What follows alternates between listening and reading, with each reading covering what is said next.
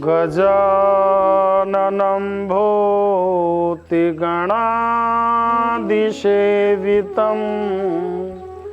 कपित्थजम्बो फलचारुभक्षणम् उमासुतं शोक विनाशकारिकं नमामि विघ्ने स्वरपादुपंकजम। परमपिता परमात्मा भगवान गणपति को नंदन अभिनंदन प्रणाम करते हुए निवेदन करते हुए उनके चरण कमलों का साष्टांग दंडवत प्रणाम करें तथा भगवान गणपति की ही कृपा से सब कुछ शुभ और मंगल होता है। सर्वप्रथम हम लोग पितृपक्ष के बारे में चर्चा करते हैं। पितृपक्ष मूलतः पितृ क्या हैं? हमारे जितने भी पूर्वज हैं, जो ऋषि हैं, महर्षि हैं, वह हमारे पितृ हैं। पितरों के लिए सर्वप्रथम हमको निष्ठापूर्वक पितृपक्ष में श्रद्धा भाव के साथ तर्पण करना चाहिए। तर्पण करने से पितरों को तृप्ति प्राप्त होती है। उस तृप्ति से पितर बहुत संतुष्ट होते हैं और संतुष्टि के साथ साथ वे हमें नाना प्रकार के शुभ मंगलकारी आशीर्वचन आशीर्वाद देते हुए अपने निज लोक को जाते हैं। हम पितृ तर्पण जो भी विधि है उस विधि से करें। प्रथम किसी सुंदर शुभ पात्र में गंगा जल युक्त जल ले लें। जल लेने के पश्चात चंदन अक्षत पुष्प द्रव्य कुश इत्यादि पवित्र वस्तुएं उसमें डाल लें। डालने के पश्चात हम प्रथम अंजुलि में जल लेते हुए बाईं तरफ 7 बार जल दें। ओम ऋषिभ्यो नमः, ऋषियों को तर्पण करें। उसके बाद 11 बार भगवान सूर्य को अर्घ्य दें, जल दें।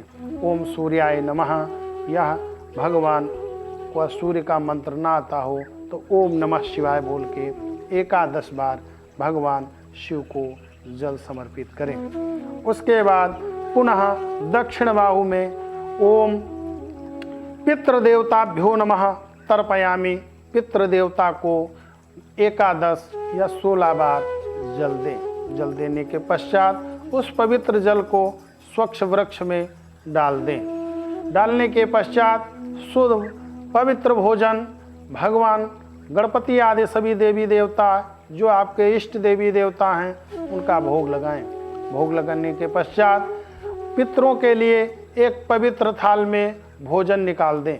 भोजन निकालने के पश्चात गौ कावा कुत्ता इत्यादि को भोजन निकाल दे दें।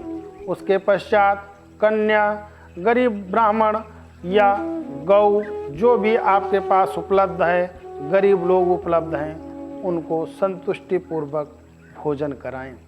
विशेष बात ये ध्यान रखें कि अपने अहंकार से बचें।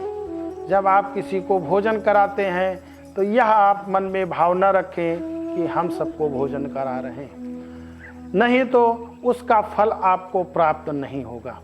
आप यह भाव रखें कि परमपिता परमात्मा की कृपा से, पितरों की कृपा से इतने हम समर्थवान हुए हैं कि हम सबको भोजन करा सकते हैं। यह भगवान को धन्यवाद दें और उन्हें अंतर्भावना से नमन करते हुए शुभ कार्य पुनीत कार्य करें।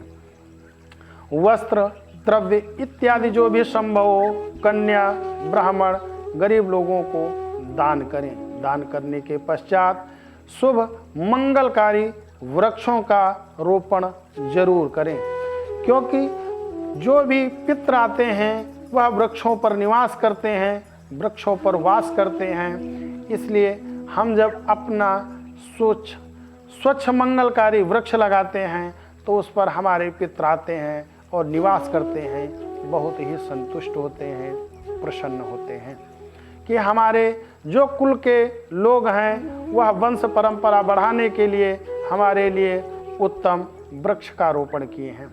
ऐसा पुनीत वृक्ष लगाएं तथा जितना भी संभव हो समाज के लिए, परिवार के लिए, अपनों के लिए आप मंगलकारी कार्य करें।